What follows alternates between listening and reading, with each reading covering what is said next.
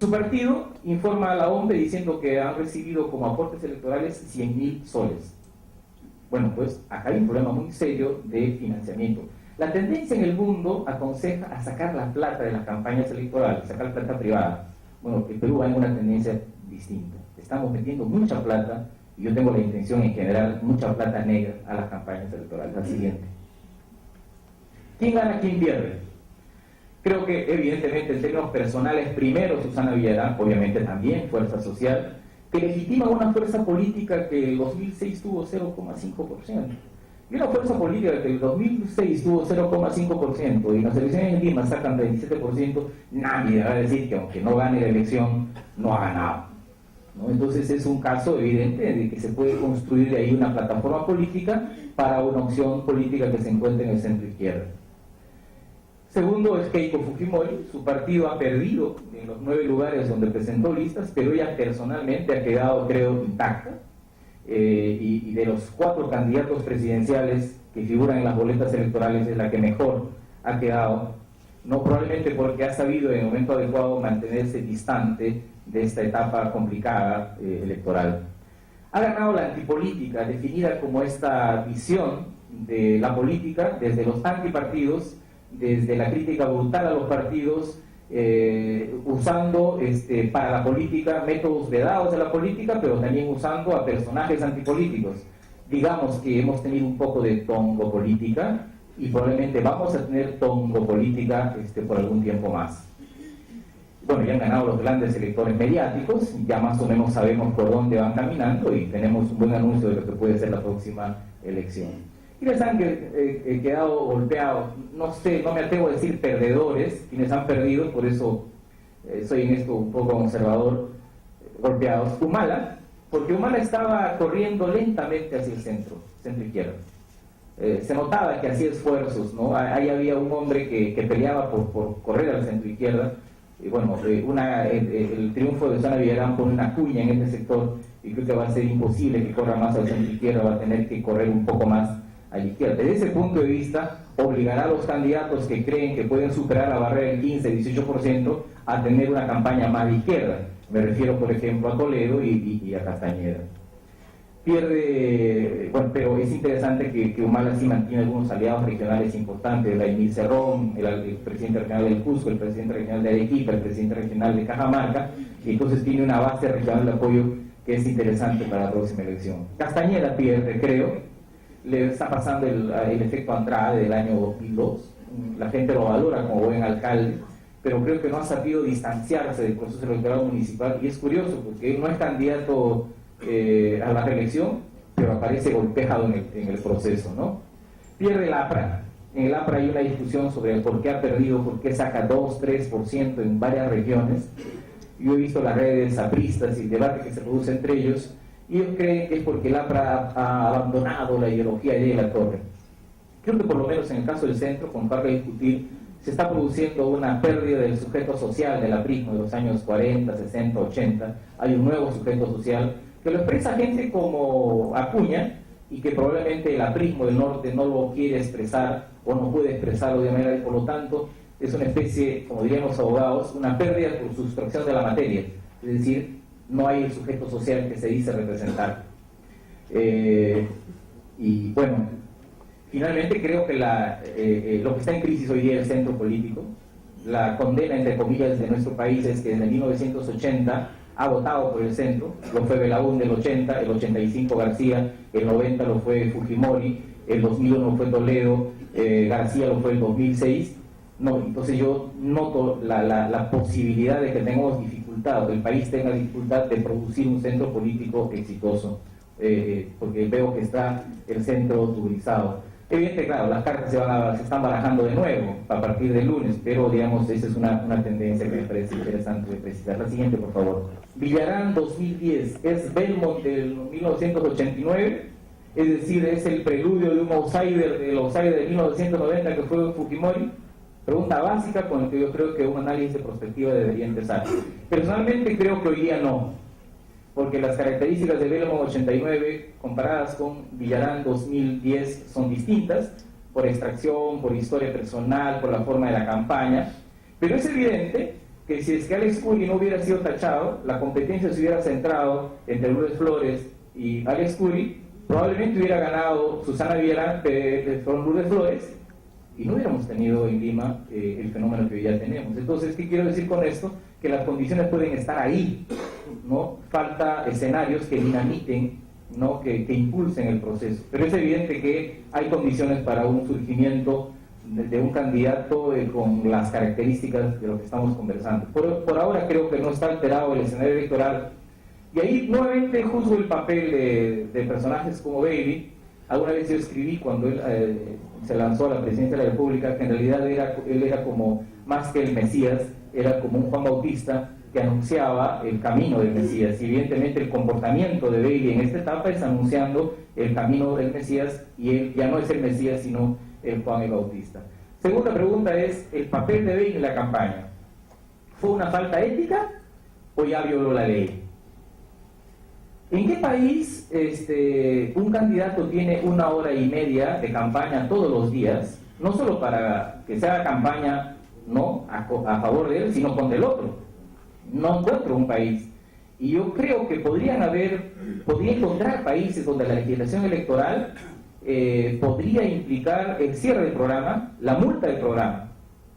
Quizás habría que preguntar en qué términos se aplica la ley electoral en el Perú hoy día en relación a ese tema. Pero por lo menos es un tema de debate, creo. Agregadas y sumadas, porque estamos hablando de campañas y contracampañas, ¿cuál de las contracampañas fue más intensa? ¿La campaña contra Lourdes Flores o la campaña contra Susana Villarán? Hoy día un almuerzo con unos amigos, no nos pusimos de acuerdo, casi nos tiramos los platos. Entonces yo decidí plantear solamente el debate, pero es evidente que ha habido contracampañas y habría que hacer una sumatoria agregada de las contracampañas. El sistema actual, somos tan hipócritas que el sistema tolera la intromisión de los medios cuando esa intromisión es institucional y no lo tolera cuando esa intromisión es individual.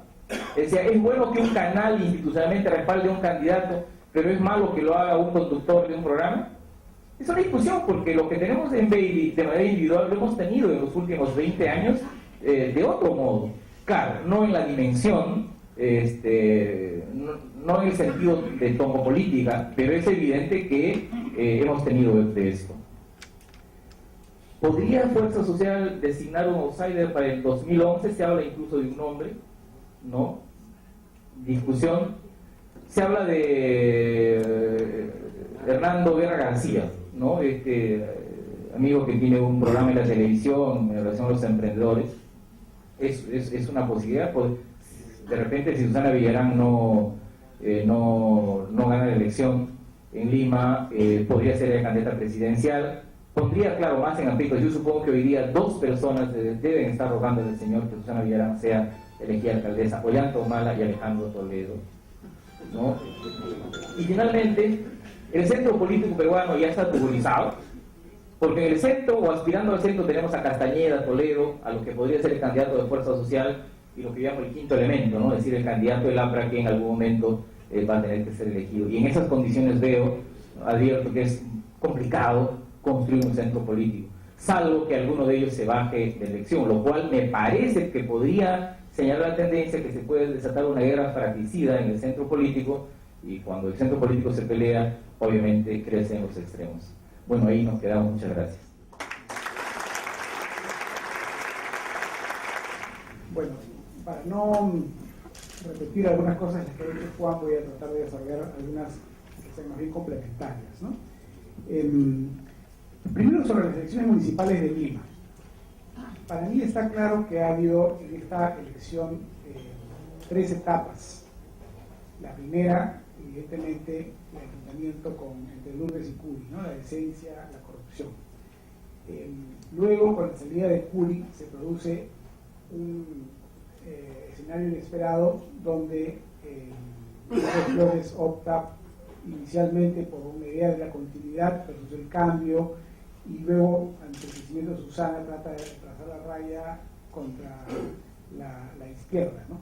Evidentemente sin mayor éxito. Y finalmente la tercera etapa, que es ya la última semana, donde se produce se agudiza la polarización, donde Lourdes se recupera y se produce este acercamiento que hoy día estamos viendo. ¿Qué cosa hemos visto para ir de frente a la última etapa, la de la semana final, ¿no?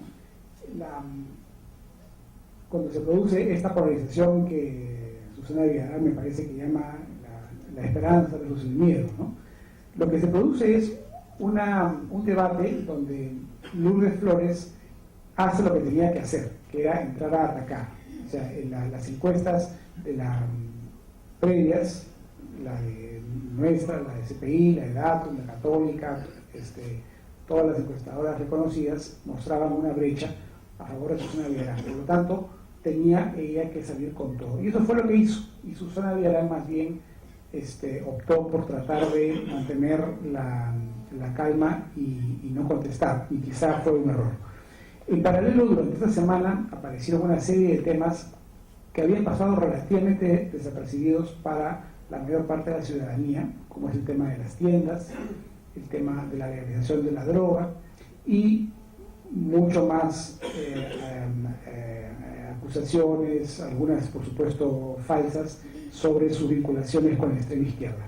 Entonces todo esto genera un clima que en la última semana genera esta recuperación de Lourdes Flores, que por lo demás la última semana no tuvo ya nada nuevo, todos eran los viejos temas de Cataño, y ya de alguna manera la gente le había perdonado por los fotoaudios, ¿no? Porque lo que hemos visto nosotros a través de las encuestas, y eso lo puedo contar, digamos, como testimonio directo, es una montaña rusa a lo largo de esta campaña, ¿no? O sea, a diferencia de otros procesos que son relativamente estables, por ejemplo, la elección presidencial, ustedes ven las encuestas de ahora, las encuestas de 6 meses, más o menos lo mismo, ¿no? No hay mayor variación. O otros procesos donde hay un crecimiento de pronto de un candidato y otro cae y se acabó. Aquí hemos visto curvas, ¿no? Subidas y bajadas, tanto para Villarán como para Lourdes Flores. Y eso ha sido muy interesante.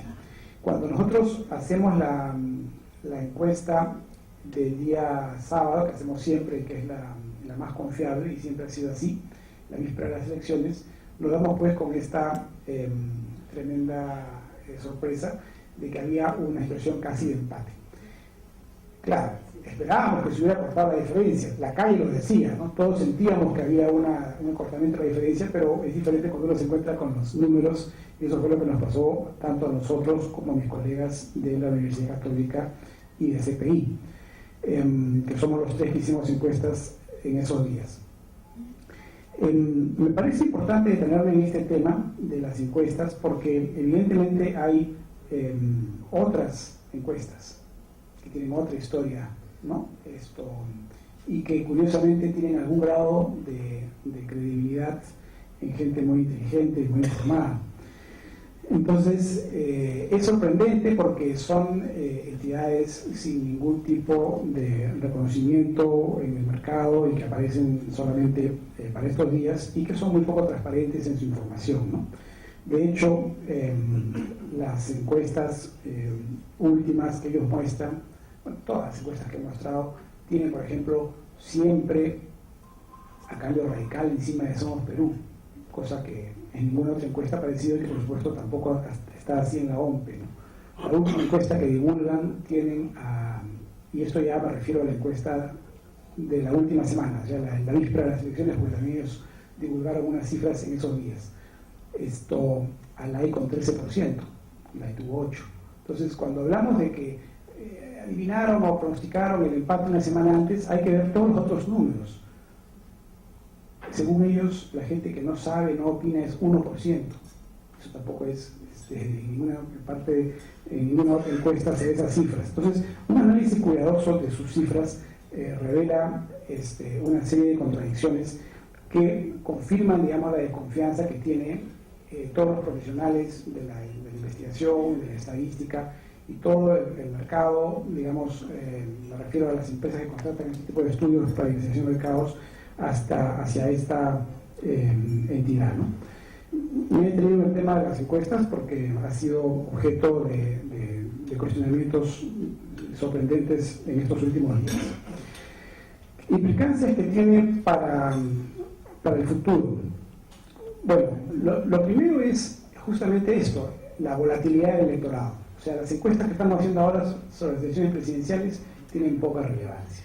Vamos a realmente tener encuestas relevantes cuando estemos en la etapa final de la campaña. Lo único que podemos decir ahora es que hay 4 candidatos que tienen una cierta opción de llegar a la segunda vuelta, ¿no? Y coincido con Juan, que de repente aparece un outsider que podría estar en el ámbito de la centroizquierda. Por lo tanto, eso es lo único que podemos decir. Esto también nos queda claro que hay una fuerte debilidad de los partidos tradicionales. Han sido muy golpeados, para usar una expresión de Juan, en esta campaña, en esta elección. Y esa misma debilidad de los partidos, dicho sea de paso, es lo que también explica por qué la gente decía al final. O sea, nosotros no somos un pueblo como es el pueblo británico, el pueblo norteamericano, que tiene una adhesión a un partido de muchísimos años o generaciones, sino que el grueso de la población es independiente. Hay muy pocos que militan en un partido. Inclusive todos aquellos que dicen simpatizar por un partido político suman el 20 o el 25% del electorado. 75% de la población es independiente. Más aún, si le preguntamos a la población, ese es un estudio que hicimos para el Jurado Nacional de Elecciones hace poco, por su interés en política, encontramos que a un tercio no le interesa absolutamente nada y a un tercio le interesa muy poco. Entonces tenemos 2 tercios de la población que no están interesadas en política. Si uno no está interesado en política, lo que ocurre 2 meses antes de las elecciones o incluso un mes antes, uno lo escucha por un oído y lo sabe por el otro, no está prestando atención. Realmente se puede prestar atención al final, porque ya tiene que ir a votar de votos obligatorios. Entonces, por eso es que también otro dato que también sabe ese estudio que ustedes conocen es que hay un alto porcentaje de población que define el final. En ese estudio salió una cifra bien alta. 20% decía, esto fue hecho hace meses, pero decía que normalmente decía el último día, ¿no? Y un 20% adicional la última semana. Entonces, es en ese contexto de distancia frente al tema político que se produce pues esta volatilidad y esta debilidad de los partidos tradicionales, y eso creo que son lecciones que tenemos que tener presentes para la campaña presidencial. Otra cosa que creo que vamos a ver en la campaña presidencial, los endoses de votos sirven de muy poco, ¿no? O sea, se fue Curi, quedó el Tuve, el voto se fue a la octava parte, ¿no? Al huevo. Y un dato más, o sea, ha sido evidente que Alan García, Luis Castañeda, Alejandro Toledo, en esto han estado de la mano con Alan García, han votado por Lourdes Flores, ¿no? Y no fue suficiente. O sea, la gente no necesariamente sigue a estos líderes políticos en sus votos. Queda duda de cuánto sigue a los líderes mediáticos, ¿no? Mi impresión es que tampoco lo sigue mucho. Yo creo que lo que hace Jaime Bailey, los titulares de las primeras planas, etcétera, es poner temas en agenda y de repente pueden contribuir a dañar algunas candidaturas algo, pero tampoco logran inducir mucho al voto. Al final creo que los ciudadanos son más intuitivos de lo que creemos, ¿no? Otra lección que me parece claro es que los errores del pasado se pagan y van a ser refregados y refregados por los medios, ¿no? O sea, lo que le pasó a Lourdes con Cataño, o a Susana cuando decide trabajar con Fuerza Social, o las famosas tiendas o las declaraciones que tuvo sobre las drogas en algún momento, sobre la legalización, todo eso va a aparecer y va a salir. Eso es muy importante para la próxima campaña, no solo para los candidatos que ya están en escena, sino por ejemplo para un nuevo outsider, ¿no? Cualquiera que quiera crecer, esa persona va a ser expurgada más que nadie y probablemente vamos a encontrarle también sus pitos de marihuana cuando era joven y todo eso, ¿no? Implicancias que también parece interesantes medir para el Congreso. Creo que eso estamos dejando un poco de lado de la discusión y creo que es bien interesante porque toda la gente que ha tenido presencia en la campaña municipal, incluso los derrotados, pensemos por ejemplo en los derrotados de Lima, que los conocemos mejor, igual ocurre en las regiones y en las capitales departamentales, han tenido mucha exposición. Todos ellos tienen hoy día una tremenda ventaja para participar en las listas parlamentarias con su alto voto preferencial. Entonces creo que los partidos ahora van a seguirse de shopping los próximos 2 meses y ver con quiénes se unen y con quiénes consiguen este tipo de respaldos regionales, departamentales. Y eso, empezando por la propia Lourdes Flores, si es que, como parece, va a perder la elección.